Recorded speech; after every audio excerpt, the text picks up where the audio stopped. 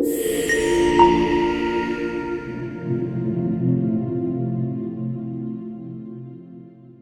afternoon. This is Edison TV. My name is Andrei Litvin. I'm a mining analyst at Edison Group, and today we're speaking with Kurt Budge, CEO of Leading Edge Materials. Leading Edge is advancing the Norra Kärr heavy rare earth project in Sweden. The project is strategically positioned to supply the European market at a time when the global heavy rare earth industry is facing significant supply constraints and sharp price increases. The company also has a number of important catalysts coming up, which we'll discuss today alongside other topics. Kurt, welcome. Hello, Andre. I would like to start with a big picture question. Leading Edge Materials sits at the intersection of some of the most powerful themes in global markets today. This is critical minerals, European supply security, and the permanent magnet supply chain. How would you describe the opportunity for an investor looking at Leading Edge Materials story today? Well, I think we're at a point in the development of our heavy rare earth project, Norra Kärr, where we're waiting for a final decision from the Swedish government on the mining lease. And I think that what that represents is a major de-risking event, but also a value inflection point for investors. It gives us a transition to becoming a real project. You know, the waiting for a mining permit is never a fun period. So to get that in our hands is going to be great. And I think that allows the momentum then to really start to build in the project.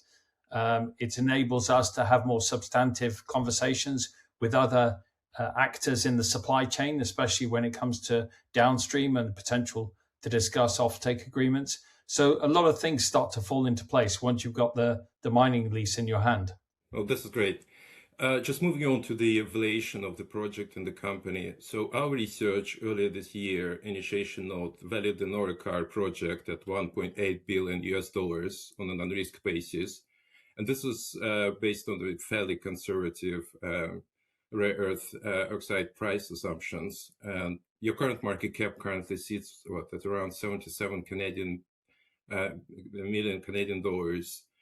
And looking at other valuation metrics like EV resource compared to the peer group, I think the valuation picture looks very compelling as well. What do you think are the key catalysts that you believe could help close this gap? Well, I think number one is a recognition, well, again, getting the mining lease in our hands. So we achieve that de-risking event. But I think a recognition that not all rare earth projects are created equally. And I think sometimes investors get fixated on size. There are a lot of rare earth projects out there that are more lights focused. Norra Kärr is relatively unique because of its heavies content, and 52% of the rare earths in Norra Kärr are heavies, and the two key ones, dysprosium and terbium, are the ones that really get the restriction in supply from China, and then that's what exacerbates scrambling in the supply chain, especially in Europe, for those two key metals, which have, I describe them as sort of the magic dust that you put into manufacturing permanent magnets, and those go into all sorts of critical industries, you know, and the front of mind one at the moment is defense. So I think once we get through past the mining lease decision, we de-risk the project, we get security over the deposit, and then, you know, we can really start to educate the investors on the quality of the deposit that we have, and its heavies, the dysprosium, the terbium, the yttrium. Compared to other projects, this really is a standout. This is exactly what I was going to ask next, and I think not many people probably realize that dysprosium and terbium are actually among the scarcest and most critical elements in the rare earth supply chain. And Norra Kärr is being developed to produce more dysprosium and terbium than almost any other, I think, advanced Western project. Can you explain to us in plain terms what makes the Norra Kärr deposit so unusual, and why that matters strategically and commercially for the industry and the project as well? Yeah, I think I probably jumped ahead of the game. It's literally the fact that out of the entire profile of rare earths in the deposit, 52% of those are the heavies. And it's those three key ones. Mainly it's the dysprosium and terbium. So when I was in Brussels, and I was in Brussels several times last year, and the constant theme was about rare earths and permanent magnets. And at the EU's raw materials week in November, I think there was a Reuters article that came out around that time that was a crisis in heavy rare earths. And the CEO of Vacuum Schmelzer, the largest Western manufacturer of permanent magnets, was saying, we need to solve this problem, and we need to solve it now. And even in recent weeks, I see comments from the G7 that there is no time to lose. Action needs to be taken. So it's these heavy rare earths, the dysprosium and terbium, that sit within Norra Kärr. And it's when we talk about the actual the quality of the deposit, that's one thing. But actually, we can describe ourselves as the most advanced project in Europe, because we have an ambition to be in production by 2030. That's within 4 years' time. The extraction part of Norra Kärr is a relatively simple quarrying operation. Yes, we have to do some work on our hydrometallurgy, but we have a pre-feasibility study flow sheet from 2015. So yeah, it needs more work, but we have a good understanding of how to deal with the metallurgy characteristics of Norra Kärr. So it's, when you look at other projects around the world, it's not a classic mineralization, but the types of mineralizations that have been mined historically and sent to China for processing, and then we've all watched as China's built its capability, and we've been happy to buy on the market. That's exacerbated the situation that we now face, and there is some frustration on my part. But I think this is another point in time that I think the conversation is changing in Europe at the moment. They can look at what's happening in the rest of the world. The US administration has taken a very proactive stance in terms of investing directly into rare earth stocks, and that has then enabled the capital markets to then provide finance as well. And we've seen similar support provided in Canada and Australia. It's the European Union has got the Critical Raw Materials Act. It's got lots of good tools for enabling the industry to build its capability. But I think there's going to be more of that action coming through now, because it's not quick enough. Number one, it's just things aren't happening quick enough, but the situation isn't resolving itself in terms of China's strategic hold of heavy rare earths that Europe and the rest of the world relies on. We'll talk about the project economics a little bit later as well. But first, I just wanted to touch upon the pricing situation that you already just mentioned as well. I think it's a well-publicized fact that China introduced export restrictions and controls on some critical minerals and rare earth in particular in 2025. And this has fundamentally changed the conversation around the rare earth pricing outside China and Europe in particular. What does it mean for the economics of Norra Kärr, and how does Leading Edge in general think about the pricing assumptions in your project planning and development? Well, I think what we've seen clearly, and Benchmark Mineral Intelligence and other analysts have been sort of explaining that there is a bifurcation in ex-China pricing, in regional pricing of rare earths, and specifically heavy rare earths in Europe. I think what happened last year in April, as you touched on, dysprosium and terbium were restricted. The prices spiked. The supply chain was scrambling around to see where they could get hold of those materials, and they weren't available. And I think what that has forced people to do is to think, well, at some point in time, we will effectively return to what we perceived to be normality before, where everything is freely available on the global market. And if you pick up the phone, you can place an order and it'll be here in X number of weeks.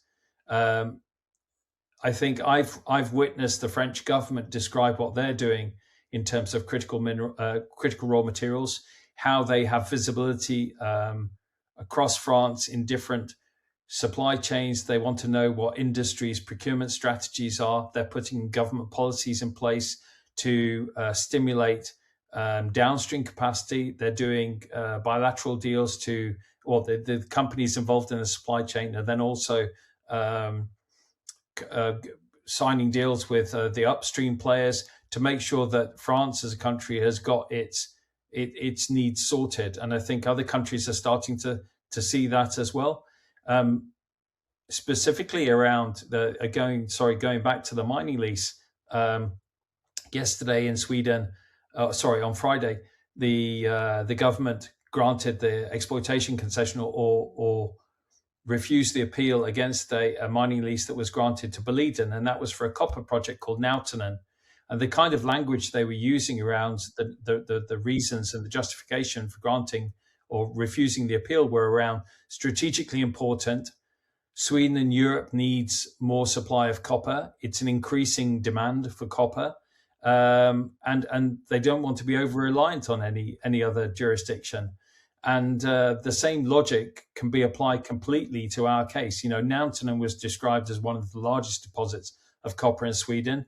Norra Kärr is one of the largest deposits for heavy rare earths in Sweden, and heavy rare earths are critical raw material and strategically important to the downstream players in Europe. So there's a lot going in our favor at the moment. Looking at the fundamentals, I think that this pricing situation, bifurcation, is not just like a short-term situation. Most likely, it could be a longer-term backdrop for the industry going forward as well, I assume. Yeah. Just moving back to the project Norra Kärr, in 2021, the company published the preliminary economic assessment on the project, which outlined a robust 26 years operation and producing more than 5,000 tons per annum of total rare earth, and with a significant byproduct revenue streams as well. So as you move towards the preliminary feasibility study this year, which areas are likely, you think, to be the biggest focus of the de-risking for the project?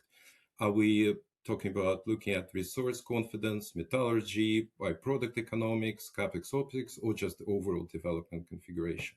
Well, we benefit from having 17 years of technical work from when the first exploration permits were granted in 2009, and also the fact that we're repeating steps that have previously been taken. So there was a mining lease in 2013. There was the work to support that application. There was a pre-feasibility study done on the rare earths only as the base case back in 2015. We enhanced that base case because we added in industrial minerals into the commercial story of Norra Kärr. So now we have a project that not only liberates the heavy rare earths, but also produces nepheline cyanide feldspar product. And so we start from a good foundation of technical work that we already have. As I touched on earlier, the actual mining process, the extraction, the mineral processing taking place at site, that becomes a priority because that drives environmental permitting.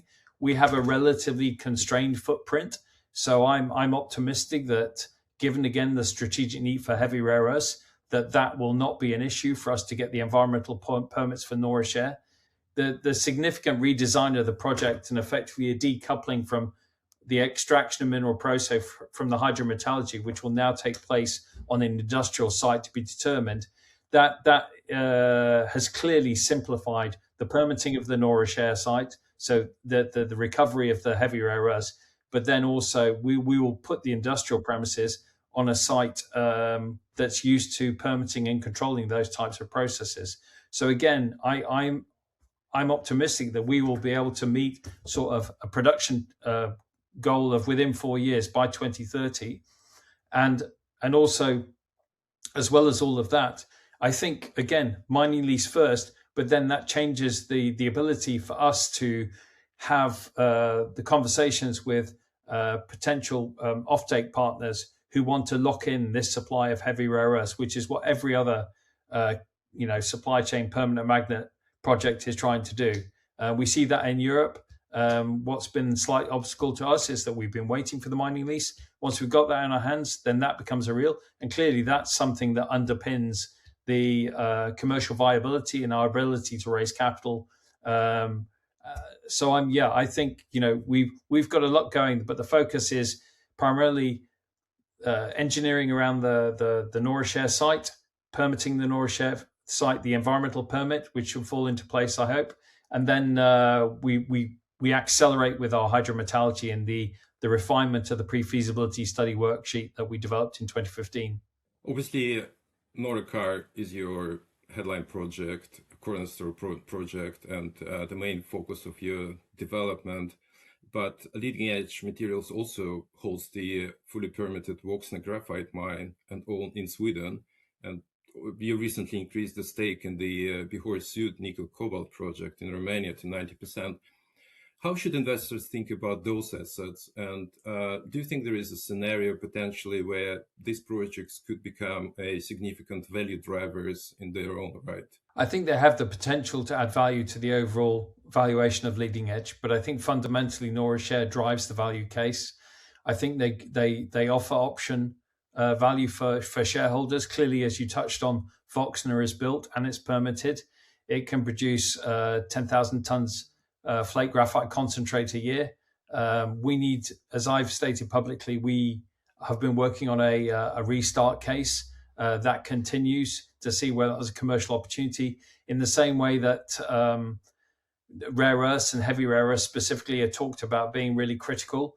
The discussion around graphite is somewhat the same, whether or not it be defense applications or the EV market in Europe. And again, it seems I'm picking up that the battery supply chain again is becoming more talked about, and secure supplies and regional supplies. I mean, we haven't touched on the fact that, you know, when COVID came around, supply chains that had some length to them got disrupted. So if you've got regional supply chains that are much shorter, then that gives you greater confidence that you're actually going to get the critical raw materials that will then flow into your manufacturing processes. So that's, you know, we've got some work to do on Woxna. So there's an option value, but it's built that the assets actually exist. So you can actually go and kick the tires effectively at Woxna. And then with Bihor Sud, clearly Bihor Sud is advantaged because it's a brownfield exploration license area. As I've stated many times, tens and tens of kilometers of underground development. We have a former historic uranium mine within the property, and we've got lots of polymetallic mineralization evident across the license area, which we tried to put some color on in a press release earlier this year. What we haven't done yet is to actually come up with a resource or an exploration target, and really that's the objective of this next stage of work at the Avram Yanku, in the Avram Yanku area. So again, Bihor Sud, it has scale as an exploration license. It has historic mining on it. We just need to come up with some more results, and hopefully we can, you know, start to build that into the value story for Leading Edge. But again, it's at this stage, it's option value. Thank you, Kurt. This was Edison TV in conversation with Kurt Budge, CEO of Leading Edge Materials. Thank you for watching.